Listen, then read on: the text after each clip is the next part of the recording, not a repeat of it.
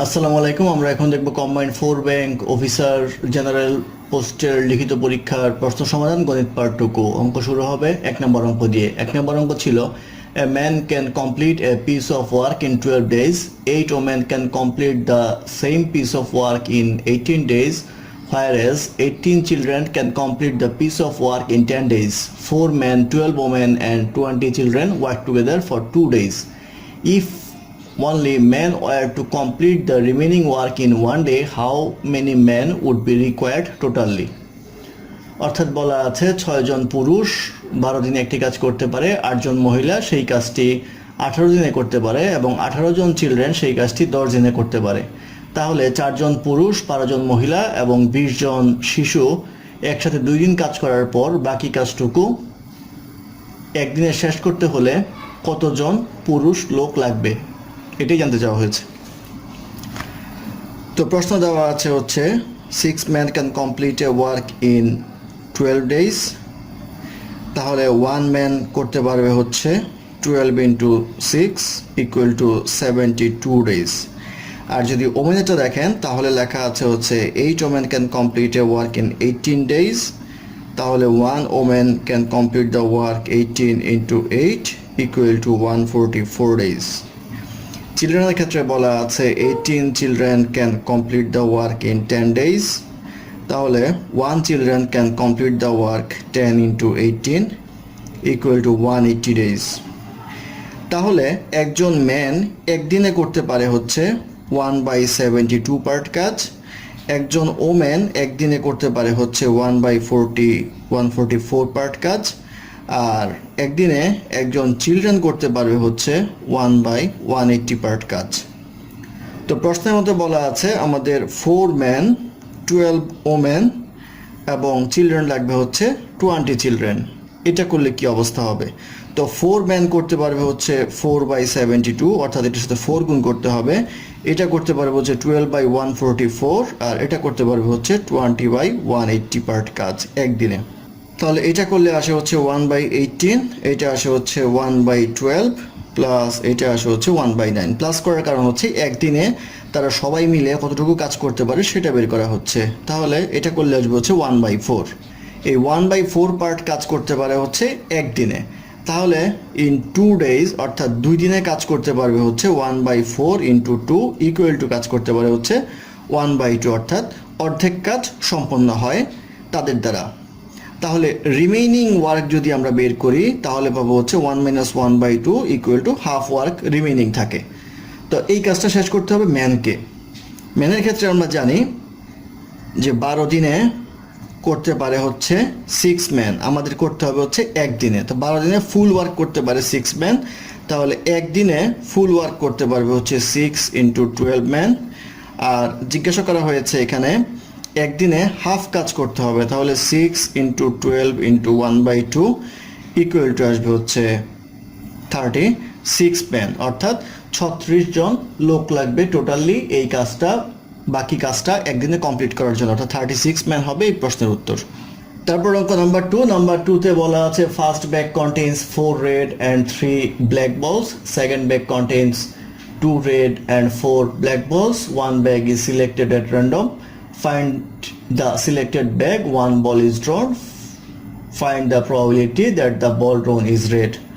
অর্থাৎ একটা ব্যাগের মধ্যে 4টা লাল বল এবং 3টা কালো বল রয়েছে, দ্বিতীয় একটা ব্যাগে 2টা লাল বল এবং 4টা কালো বল রয়েছে। ব্যাগ থেকে যদি আমরা একটা বল সিলেক্ট করি যে কোনো একটা ব্যাগ থেকে, তাহলে সেটা লাল হওয়ার সম্ভাবনা কত?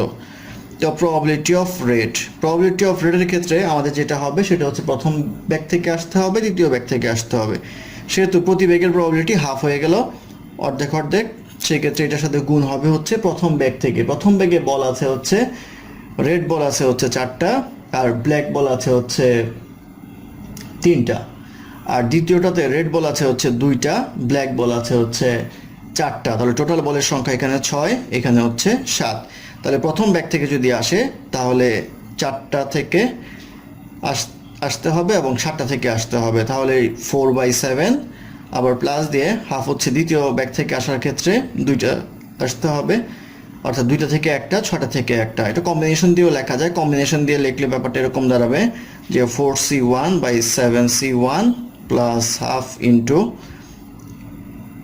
2c1 by 6c1। তো ক্যালকুলেশন সেমই হবে, এটা ক্যালকুলেশন করলে আসবে 1/2 ইন্টু 4/7 প্লাস 1/2 ইন্টু 2/6। তো এটা কাটা, এটা কাটলে হয় 2, তাহলে 2/7 প্লাস 1/6, এটা করলে পাওয়া যাবে হচ্ছে 19/42, অর্থাৎ 19/42 হচ্ছে প্রবাবিলিটি। এটাই হবে এই প্রশ্নের উত্তর। তারপর অঙ্ক নাম্বার 3, নাম্বার 3তে বলা আছে cow was standing on a bridge 5 metre away from the middle of the bridge.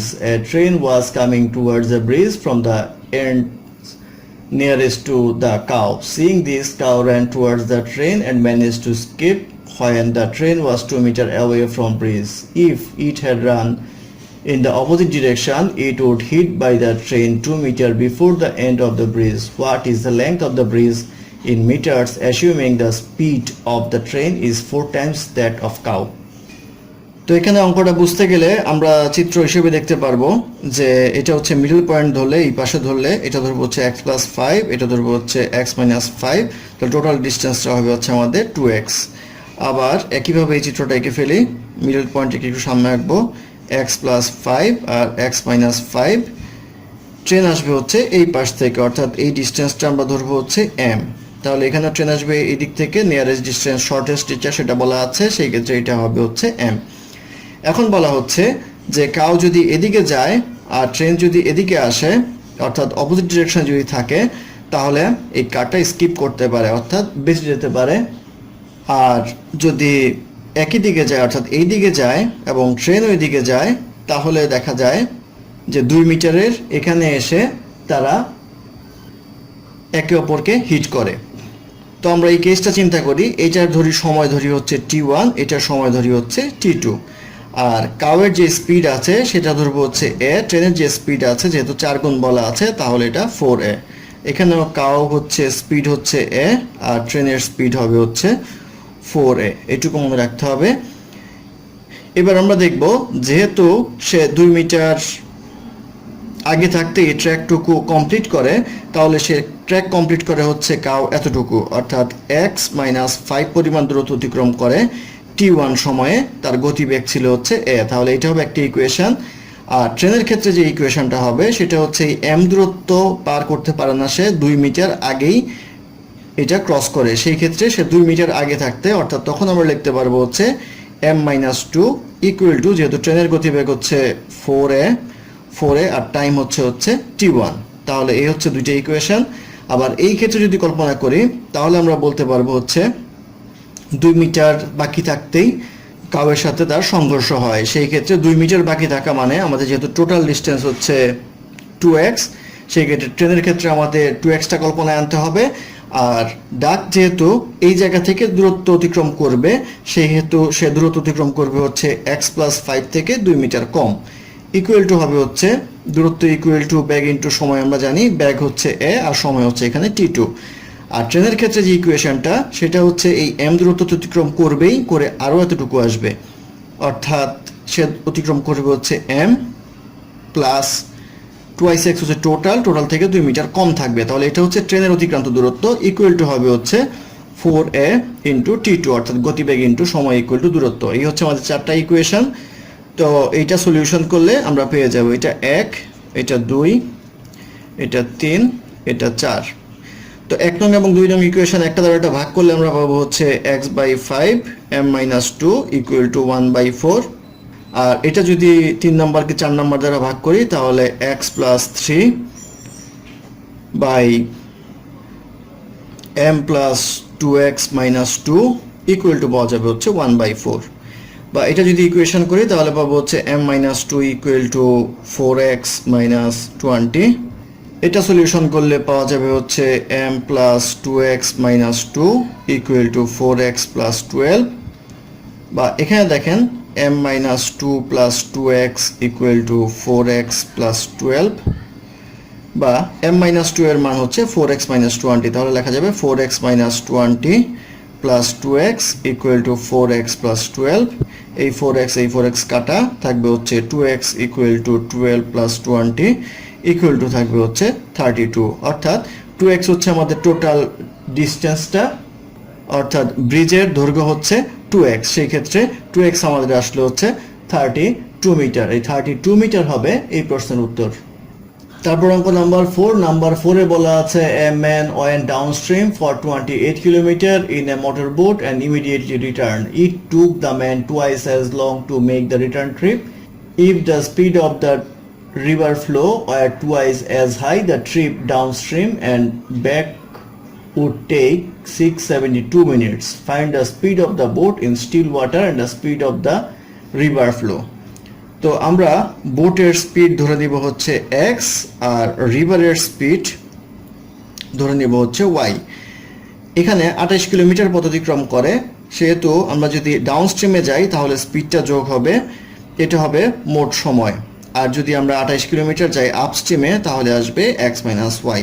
তো বলা হচ্ছে দ্বিগুণ সময় লাগে, সেক্ষেত্রে সাথে 2 গুণ হবে, বা এটা করলে 28 কাটা যায়, 2/x + y, এটা আসে হচ্ছে 1/x - y, বা এটা ক্যালকুলেশন করলে পাওয়া যাবে হচ্ছে 2x - 2y = x + y, বা এটা করলে পাওয়া যাবে হচ্ছে x = 3y।